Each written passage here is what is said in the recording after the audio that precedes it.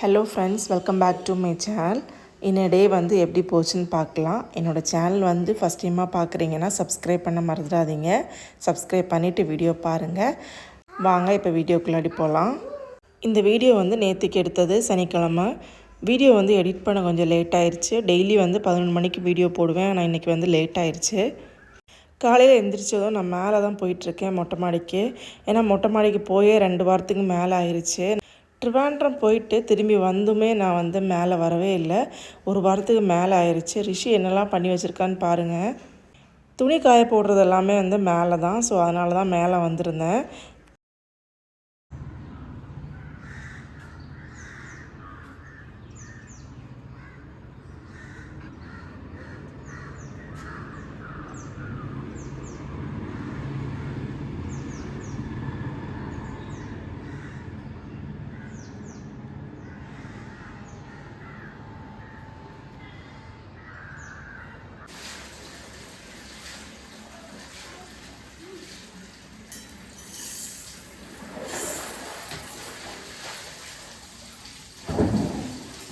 Morning breakfast பண்ணது, சாப்பிட்டது இதெல்லாம் வந்து வீடியோ எடுக்கலை.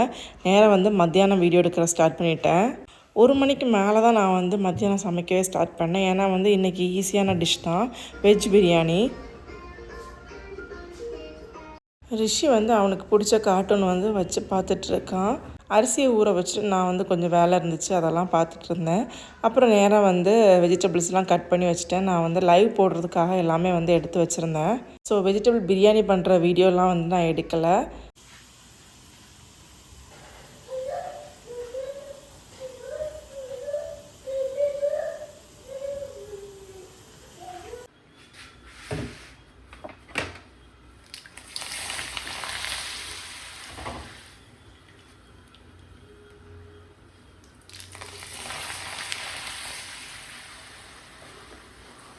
இன்றைக்கி காய்கறி வந்து எதுவுமே இல்லை. கேரட் அப்புறம் வந்து உருளைக்கிழங்கு இது மட்டும் தான் இருந்துச்சு.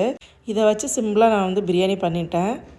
ரிஷி இந்த மாதிரி 1 pot ரைஸு, பிரியாணி இதெல்லாம் பண்ணால் அவனுக்கு ரொம்ப பிடிக்கும். ஸோ அதனால தான் நான் எப்போவுமே வந்து ரைஸு, குழம்பு, பொரியல் இந்த மாதிரிலாம் அவாய்ட் பண்ணிவிட்டு இந்த மாதிரி 1 pot ரைஸே வைக்கிறேன். அவன் இந்த மாதிரி வச்சா ரொம்ப பிடிக்கும் அவனுக்கு. ஸோ அதனால தான் நான் இந்த மாதிரி பண்ணுறேன். அப்படி பண்ணுறத விட எனக்கு இதுதான் ரொம்ப ஈஸியாக இருக்குது, டக்குன்னு முடிஞ்சிடும். நான் 1 மணிக்கு மேலே தான் வந்து சமைக்க ஸ்டார்ட் பண்ணேன். 2 மணிக்குள்ளாடி நான் முடிச்சிட்டேன். குக்கரில் ப்ரெஷர் போனதும் ஒரு 1/2 அன் ஹவருக்கு அப்புறம் தான் நான் வந்து ஓப்பன் பண்ணியே பார்த்தேன். 2 விசில் தான் போட்டு எடுத்திருந்தேன். ஆனால் ரைஸ்லாம் வந்து குழையவே இல்லை, அப்புறம் வந்து அடி பிடிக்கவும் இல்லை, கரெக்டாக இருந்துச்சு. இன்றைக்கி வெஜ் பிரியாணிக்கு என்ன பண்ணியிருந்தேன் பார்த்தீங்கன்னா, தயிர் வெங்காயம் தான், ரைத்தா, அப்புறம் வந்து பப்படம், கேரளா பப்படம். எனக்கு அப்பளம் தான் பிடிக்கும், ஆனால் இங்கே வீட்டில் யாருக்குமே அப்பளம் பிடிக்காது. ஸோ அதனால் பப்படமே வாங்கிட்டோம். அப்புறம் நியூ இயர் அன்னைக்கு வச்ச மாங்காய் ஊறுகாய் இருந்துச்சு. ஸோ அதை வச்சு சாப்பிட்டோம். சாப்பிட்டு முடித்ததும் ஹஸ்பண்ட் வந்து தமிழ் மூவி பார்த்துட்டு இருந்தாங்க. நான் பெருசாக மூவியெல்லாம் பார்க்குறது இல்லை, ஆனால் இன்றைக்கி வந்து என்னென்னு தெரியல, நானும் உட்காந்து பார்த்துட்டேன். மாமன் மூவி தான் போட்டிருந்தாங்க. நாங்கள் 3 பேருமே வந்து மூவி பார்த்துட்டு இருந்தோம். அப்புறம் வந்து நேராக போய் தூங்கிட்டோம் கொஞ்சம் நேரம். அப்புறம் எழுந்திரிச்சு விளக்கெல்லாம் வச்சு ரிஷி வந்து சாமியெல்லாம் கும்பிட்டுட்டு இருக்கான்.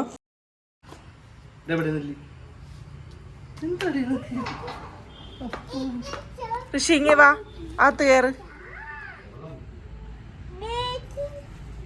வண்டி வரணும் கேரு. நைட்டுக்கு வந்து தேங்காய் பாலில் வந்து கேரட் பீன்ஸ் குருமா கறி வந்து பண்ணலாம் அப்படின்னு எல்லாமே வெஜிடபிள்ஸ் எல்லாம் வந்து கட் பண்ணி வச்சிட்ருக்கேன். மதியம் வச்ச ரைஸே வந்து நிறைய இருந்துச்சு. ஸோ அதை நானும் ரிஷியும் எடுத்துக்கிட்டோம். அவங்க எப்படின்னு பார்த்தீங்கன்னா, நைட்டு வந்து ரைஸ்லாம் வந்து சாப்பிட மாட்டாங்க. ஸோ அவங்களுக்கு வந்து டிஃபன் தான் பண்ணணும். அரிசி மாவு பார்த்தீங்கன்னா கொஞ்சம் தான் இருந்துச்சு. ஸோ கோதுமை மாவு கூட சேர்த்து போட்டு மிக்ஸ் பண்ணி தோசை சுட்டு கொடுத்துட்டேன். குருமா கறி வந்து இன்றைக்கி அவங்க எடுத்துப்பாங்க, நாளைக்கு எல்லாருமே எடுத்துக்கிறதுக்காக தான் நான் நைட்டே வச்சுட்டேன்.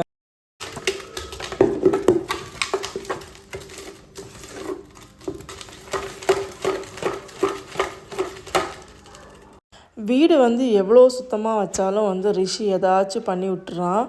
ஏதாச்சும் பண்ணிவிட்டு நம்மள்ட்ட வேறு வந்து காட்டுறான், அம்மா எப்படி இருக்குது அப்படின்னு. நமக்கு வேறு வந்து டென்ஷன் ஆயிரும். ஏன்னா வந்து கஷ்டப்பட்டு வீடெலாம் தூத்து தொடச்சி அப்படி சூப்பராக வச்சுருப்போம். ரிஷி வந்து மறுபடியும் குப்பையாக்கிடுவான்.